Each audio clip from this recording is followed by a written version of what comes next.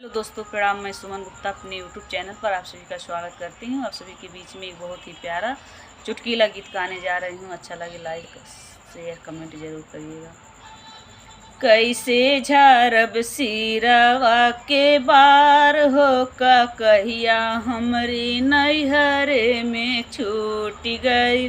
कैसे झारी सिरवा के बार हो का कहिया हमरी नैहरे में छूट गई। नैहरे में छूट गई हो, नैहरे में छूट गई। कैसे झारब सिरवा के बार हो का कहिया हमरी नैहरे में छूट गई।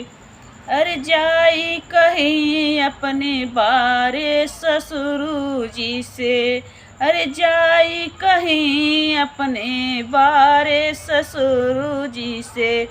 का कही के कारा रोजीगार हो का कहिया हमरी नैहरे में छूट गईल। का कही के कारा रोजगार हो का कहिया हमरी नैहरे में छूट गईल। कैसे झारब सिरवा के बार हो का कहिया हमरी नैहरे में छूट गई। अरे जाई कहे अपने बारे बलमू से, अरे जाई कहीं अपने अरे बारे बलमू से।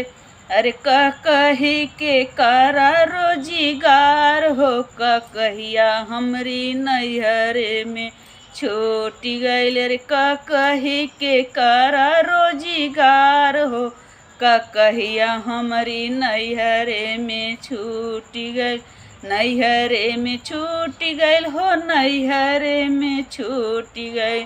कैसे झारब सिरवा के बार हो का कहिया हमरी नैहरे में छूट गईल। कैसे झारब सिरवा के बार हो का कहिया हमरी नैहरे में छूट गई।